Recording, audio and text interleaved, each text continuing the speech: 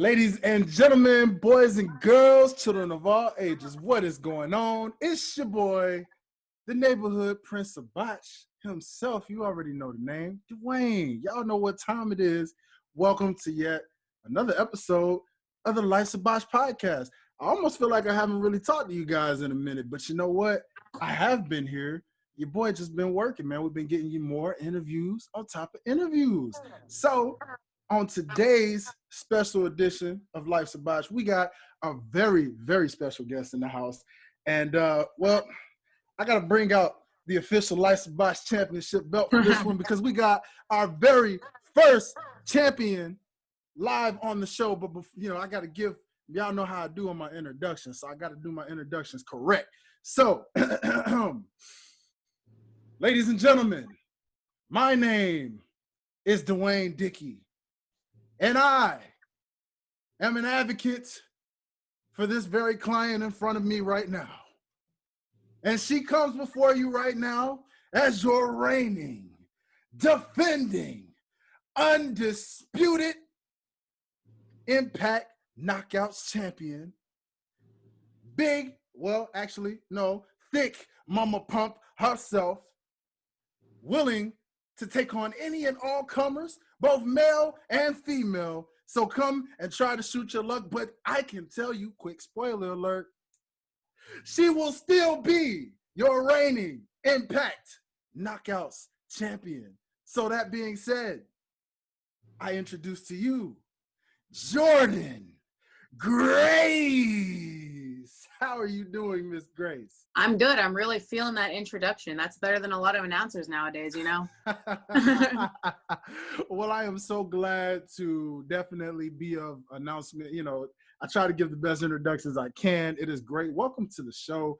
First and foremost, tell the people, how are you feeling right now? How are you feeling? What's been going on with you? I'm feeling awesome. I mean, the last time I wrestled was 2 weeks ago, and before that I didn't wrestle for 3 months. So I'm feeling pretty good.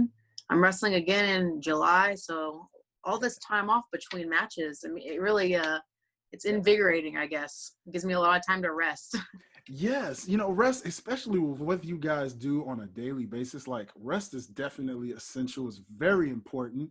And I would love to know, speaking of which, because you didn't mention, like, we're you know, a lot of people, what's been going on lately, it's almost as if we're slightly forgetting the fact that there was a pandemic going on most of this year so far. There's still one going on, right? Yeah, like, exactly. You know, and so like we're just slowly stepping out into the world for the most part in each state. You know, we're in Georgia. Georgia's been kind of free and back to normal somewhat for a matter of weeks now.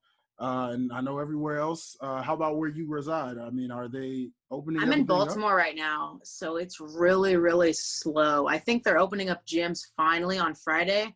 My gym that I'm going to right now is a CrossFit gym, which is half outside and half inside.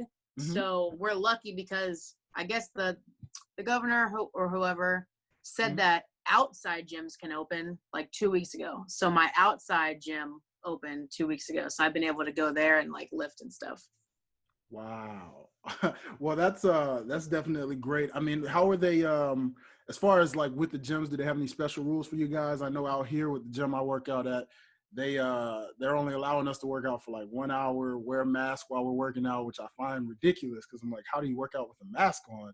You know, but hey, I haven't heard that we have to work out with masks yet. Like, if I have to go back to my regular gym and do that, I'll probably just stay at the outside gym because I don't know if I could work out with a mask on. I think I would just like pass out. Exactly. Like I try to understand that. I mean, props to the people who work jobs in essential businesses that really never closed, I should say. I don't know how they do it, man. Like that's, whew, boy. You know, so I can barely wear a mask to like do 45-minute shopping at the grocery store. So I don't know how people are wearing them for 8+ hours. Man, you're telling me. I'm more, you know, true props to them. And, you know, but again, with what's been going on, I mean, what has Miss Grace been doing during the times of quarantine? I mean, I see you've been keeping yourself busy, definitely on the social media side of things, but man, you know, I've been staying too busy on social media. I gotta get off that. Honestly, I'm on my phone way too much. The past like 3 days in a row, I've been on my phone so much that I started to get a headache, you know, Mhm. because the light from your phone like affects your eyes or something. And I Mhm. started to get headaches. So I have to like set my phone away for like a few hours so I can get over my headache. And I'm like, okay, back to Twitter. But yeah, that's really a lot of what I've been doing. I've been obviously not been able to go anywhere, at home, trying to work out. Before my CrossFit gym opened up, I was running, which I'll never do again my whole entire life because it sucks. And just doing like insanity workouts and trying to lift weights with what little weight I have because everything was sold out by the time I finally decided to buy stuff. And that's about it. I've been sleeping a lot too. It's been very Hey. relaxing. Yes, sleep is always great. The number one essential of them all. So that is amazing. Then, so well then, as we can see now that things are getting back in the running for you, did you take some time to prepare? Because I see recently you were introduced into a new challenger of sorts that appears to be trying to, I guess, challenge you for your championship in the future. Like, what was this all about, ma'am? What happened here? You know what's funny about Gianna is we've wrestled a few times before on the independent scene, and she's always been very nice and humble and gracious. But you know, I guess that NXT run really like blew her head up a little bit, right? So she thinks she can just come in and take the title. Yeah, I see. So, I mean, apparently these days, you just when we go from promotion to promotion, we're just like, you know what? I'm coming for your throat. Like, we taking out the top Yeah. dog. Like, As soon as oh. someone leaves one promotion, they go to the next one. They just get a title shot immediately, right? I guess that's just how it works nowadays. Yeah, apparently so. You know, I never would have guessed, Miss Grace. I mean, I've seen all the opponents that have tried to come and allow me to say this when I say this, because I am the advocate to all of you that don't know. I'm the advocate for Miss Grace right here. And you guys don't know that, but you just found out. So I am your neighborhood advocate, Paul Heyman. Watch out, I'm just saying, sir. She's got a new advocate in town. Now, that being said, many have tried and many have failed at trying to take the championship away from my client. So I have to ask you, what makes Miss Deanna think she's any different from the rest? I think that Deanna feels like she is technically superior. I think she plays a lot of mind games, and I think it's eventually going to come back to bite her in the ass. Agreed. You know, well, as I have to say, I mean, I personally, like I said, it's a spoiler alert, people. She is definitely not going to be successful because, again, many have tried and many have failed. And my client is just going to keep on knocking them down. And she's going to go on to do bigger and better things because it's not just the Knockouts championship that's coming. Oh, yes. See, we've seen Tessa go and win the World Heavyweight Championship. So it's a matter of time before my client is holding up both divisional titles, and she is your undisputed Impact champion of the Where do entire I hire you as my hype man so you can just come to me and come with me to all my shows and just you can do my interviews for me and everything. I'm totally fine with that. Listen. I'm telling you, I stand firm. Really, look, I am ready, willing, and able to do any that Miss Grace needs on that television screen because I'm telling you, these people are not ready for the hype that is coming before my client right now. But that being said, Miss Grace, let's talk about let's talk about what's been going on. You know, because now that we've seen, you know, a new challenger come into the fray, we also know that during this current pandemic that we've been in, we know that another promotion, you know, we won't name names out here, but another promotion, you know, kind of let go of a lot of talent out there. So now there's a lot of talent kind of out there on the market that's flirting with certain promotions out there and you know, testing the waters to see where they might land. And the Impact Knockouts division is definitely very, very competitive. I, for one, call it the best division for the women out of any promotion. That's just my personal opinion. That being said, though, is there anyone out there I mean, now we have Miss Deanna, but we've already kind of clarified that one. So is there anyone that you had your eyes on in this free agent market that you think is worthy to step up to you for this championship? I would love Rachel Ellering to come to Impact. Like, I don't think she got really any opportunity at WWE, and I think that Impact would give her a lot of opportunity, and I'd love to wrestle her again. Yes, you know, I still think about her showings in the Mae Young Classic, and she really did impress a lot of people. And I agree, you know, these are some things that people, you know, seem to forget about, and oh, how they forget. But she is definitely one I think Impact could definitely maneuver on in there, you know. Now, personally, I still don't think even she stands a chance against my client because my client is the neighborhood undisputed knockouts champion. So she'd give me a run for my money. She'd give me a run for my money, but I'd probably win. Indeed, you know, and we'll gladly hype her up. You know, we'll do the promos. You know, we'll hype her up and give her props. But at the end of the day, I'm here to give everybody the ultimate spoiler alert and just let you know who's gonna come out on top every single time. So that being said, Ms. Grace, let's talk about your social media. You know, for a quick second, because as you mentioned, you were like, I need to take a break. But you've done. And you're a woman who speaks your mind greatly, very, very greatly. And here at the Life's a Botch podcast, that's what we're all about. You know, we have fun. We botch, but we botch in a way where we have fun with it and let people know it's about what you talk about. But I would love to know, with everything that's been going on in this world, because 2020, man, what a year. What an interesting year it has been. And you are one of the ones who have been very vocal about how this year has been so far. What are your good and your bad about what this year has taught you so far?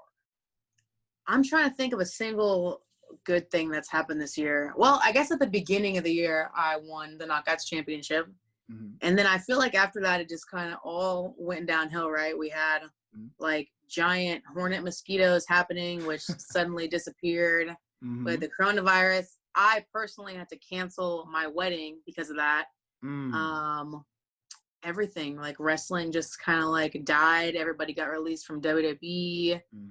The George Floyd was murdered, so that popped off. And you know, I think that 2020 is just a turning point for everyone. Indeed. And you know, I'm glad you mentioned the George Floyd situation. I did see a tweet before, because to those who don't, you know, probably know about you personally, you know, you are engaged to an African-American man. And I mean, you mentioned some things where you know, it stood out to me as a person, you know, of color myself. I really enjoyed your takes on how you feel. Really, actually, as a whole, I've been proud of the entire wrestling community so far, because, you know, people have always talked about race, you know, in the wrestling community a lot of times over the years, and how some things behind the scenes, the politics and things of that nature, can hold certain people down sometimes. But for the most part, since this movement has really surfaced in the mainstream world, I've really seen a lot of pro wrestlers speaking a lot of unity and just being positive and uplifting in this current shift of things going on. But care to explain briefly like what you meant to those who probably misread and interpreted your tweet about if this were your husband, you know, in that particular situation, how you would feel? I just felt like I can understand how people would be so angry and like just like intensely furious about what happened. And you know, a lot of people say that the protesters weren't actually the ones lighting things on fire, but some people don't believe that. It's just a lot of back and forth. But like I can't even imagine what I would do if that happened to John and it was caught on video. Like I mean, I wouldn't say I would burn down the whole city, because obviously I don't want innocent people to die. But I was just trying to voice just my rage and anger after seeing the video, and just trying to imagine that happened to someone that I love and is literally like my number one person. Wow. And that's and I think a lot of people again don't really understand the truth behind, you know, loved ones. You know, that's the ultimate thing that makes any situation like this tough. no matter what race you are. Most times, if you're with someone that you really truly love and care about, your emotions are gonna flare, and you're ready to just see red, So, And um, honestly, when I made that tweet, I didn't know, like, I don't know when people started taking things on Twitter so literally, but obviously I was not saying like I would just go out and just like bomb the entire city or something, right? Like, yeah, I was absolutely. just trying, like I said, I was just trying to portray and express how outrageous it is and how pissed off I would be at everything. Yes, yes, I Especially agree. like you guys as a whole seeing this happen over the years so much and having to deal with it. Like, Yeah, it comes to a point where you guys are fed up, right? Like, this was the turning point. This was the the last straw in the haystack, and this is where we're at now. yeah. It's again definitely an interesting way this year has taken a shift. For this is definitely something that has gone beyond 2020 for sure. But it seems that within this year alone, a lot of things have completely shifted and changed the narrative where, you know, Mm-hmm. uh, the world, not just America, but the world has a whole lot of waking up to do. And they're definitely waking up, Yep. as we can see. So, but we'll shift this thing back into the pro wrestling world, because Okay. again, this is the Life's of Botch podcast, man. And I try to keep my my wrestling listeners out there, and non-wrestling fans probably, because we have non-wrestling fans who listen too. And it is people like yourself who get them into wanting to know more about wrestling. So let's talk more about Miss Jordynne Grace and the persona of Jordynne Grace. What got you into the role of being the powerhouse, and not just the powerhouse, because we've seen anyone who really has watched your style knows that you're like Cesaro. You can really go in with the best of them. It doesn't matter the size. If it's another person of power, you go power for power. If it's a cruiserweight, you're gonna go cruiserweight style. You've done it all. So let's talk about your athleticism and your style in wrestling. How did you I develop? I wish I was like Cesaro. He is just outrageously strong. I don't know how he has abs like on his back, but I saw a picture where he literally had abs on his back. Mm-hmm. So he's amazing. But I think personally for me, this wasn't an overnight thing that developed. I think I've been wrestling 10 years, and eventually I got more confident, and it happened like one day at a time, where eventually I was able to come out and I was able to just embrace my body and who I am, and just be the strong woman that I want to be and that I want to portray to other women. Yes, yes, and that's an awesome thing because again, I really love. I would say, I would love to ask you, what is your view, because you are definitely a big advocate of intergender wrestling. You've Mm-hmm. definitely given your thoughts on how you feel about that. Let's go in a little detail about how do you feel and why do you say so strongly what you say about, hey, there should not be any limitations on the male, competitor against the female competitor, because we've seen that a lot, especially on the indie scene where intergender matches are common. They happen all the time. So what is your thoughts on being so strong about that? Well, it's not just intergender wrestling. I'm all about equality in general. And I think if you're going to put limitations on the women wrestling the men, then I think there should be limitations on all wrestling. Like, I think only cruiserweight should be able to, it should be like weight classes at that point, right? Mm-hmm. Like, if Rey Mysterio can wrestle the Big Show, then why can't Candice LeRae wrestle who's a bigger wrestler? Like, why can't I think of anybody in WWE right You'd now? probably Like, say like if you mentioned, I like the errors you went there, so I'll say someone like a Chris Masters or someone, like somebody who's yeah, like stacked up. why can't you do that? Like, there's a bigger difference between Ray and Big Show than there Yes. is in like Nia Jax and, like you said, Chris Masters. Yeah. So why can't we just all be equal? But that's what I advocate the most. If we're gonna put limitations on intergender wrestling, we need to put limitations on everything, because it's not fair otherwise. I agree, and I like that perspective, and I guess where I would come representing the quote unquote the fan, whether they're hardcore, whether they're casual, however. Mm-hmm. Now, most of the hardcore fans actually support a lot of what you say with that. I don't really see too many hardcore fans go against it. You may know some. I'm pretty sure they're out there. There's Most a few hardcore older fans, ones. a few They're older not a ones. lot Okay, of like younger progressive ones, but there's some older ones. there's some older ones. Okay, so what would you say? I mean, again, with how you mentioned it, like with these limitations and everything, like how would you feel? I mean, at that point, if like, do you see some change coming more so? Because we've been seeing it. I mean, again, take Impact for example. They're understanding it, and we saw the move and the history that Tessa got to make, and I'm sure you're right behind that because I see you making way more history. I mean, going forth, because I look at a woman of like your stature and the way that you're built, and it's never unbelievable. But do you think it? Do you think even if it's not yourself personally, does any part of you watch as a fan and think it takes away from the realisticness of pro wrestling as a sport if you have two people of two different sizes going against each other?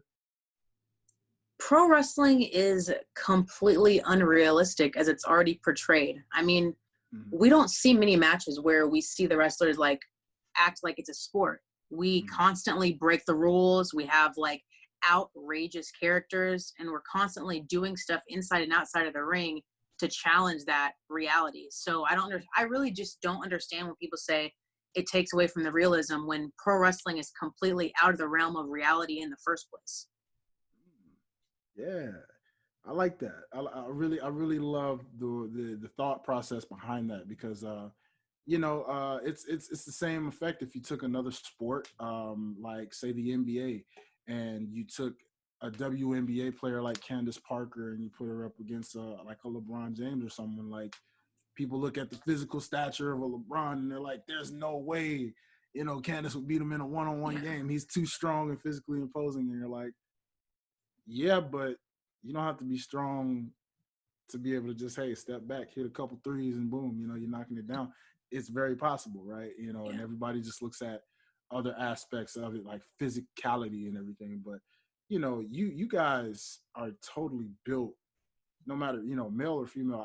I know, like I was a big fan of the show Tough Enough, and what Yeah. I really used to Tough Enough made me appreciate pro wrestling that much more, even with it being a quote unquote reality TV show, right? Like, it made me appreciate it because I watched and I saw the reality behind the reality TV show. Like, I loved and appreciated to see Taz and Al Snow and Jacqueline and Ivory and so many of these trainers that like would show people like, hey, we take what we take for real seriously here. You know what I mean? Mm-hmm. And to say something you just get in the ring and do, like, you got to want this and you got to put your body on the line because it ain't ballet. And seeing how they're iced up and they're getting injured and people were quitting, left and right. And I'm like, It's a difficult sport, man. Like, it's hard. yeah, I think it's sometimes harder because that you're going to get hurt sometimes. Like, yeah. if you're doing like a hardcore match or something, like, how bad that table is going to hurt. And I think that makes it just a little bit worse to know beforehand. That's awesome. So I would like to ask you these last couple of questions, Miss Grace, because we know we're getting really short on the time here, and we know we only have for a limited time here. But I would love to know, okay, because I believe you're a woman that is born out of the state of Texas, right? The great state of Austin, Texas. born and raised. Good old Austin, Texas. Great music city, by the way, to those of you guys who don't know. So, who, as a Texas native, now, who are some of you? Who's a Texas wrestling legend that you would love to square up in the ring with, even if it's in a fantasy standpoint? Do you watch like Texas independent wrestling at all? I've seen it. Like, I keep up with Booker T's Reality of Wrestling for sure. Okay.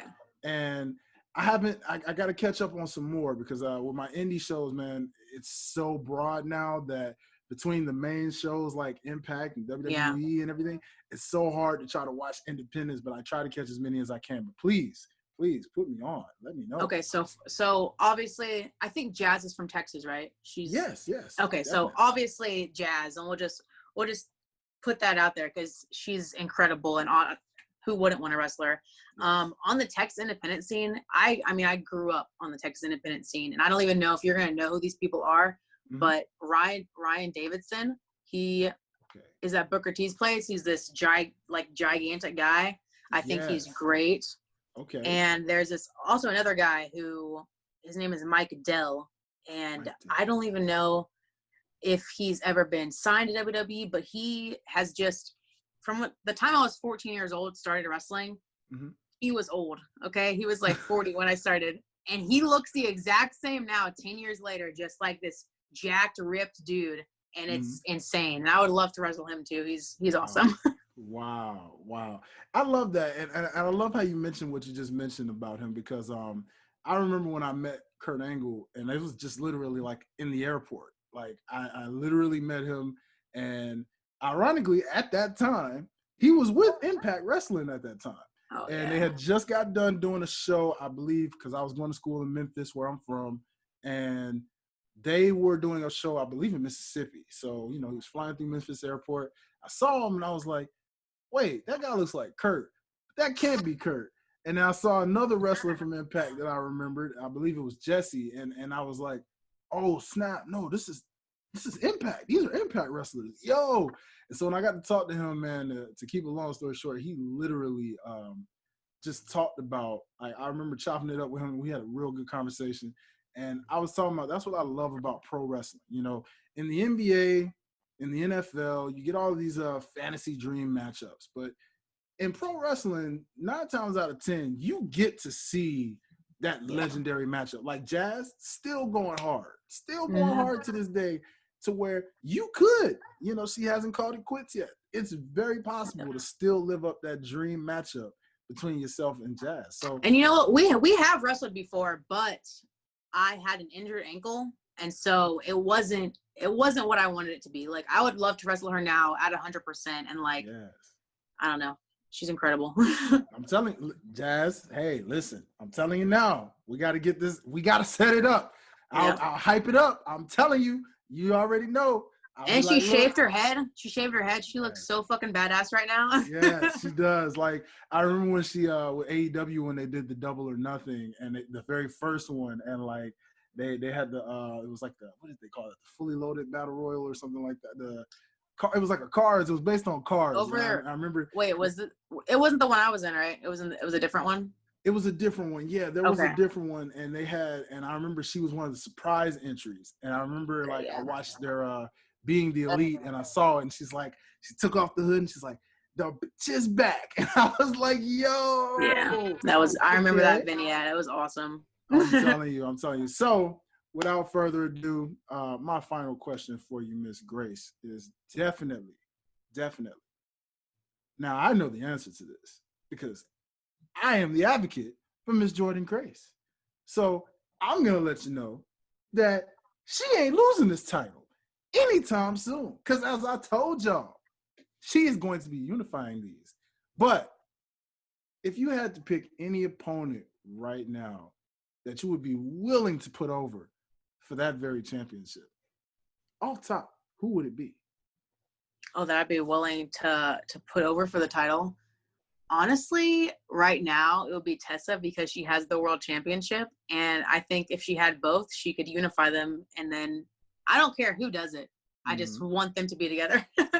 Look. Personally, as your advocate, I am here to say I commend you for what you just said. You are a great woman for that.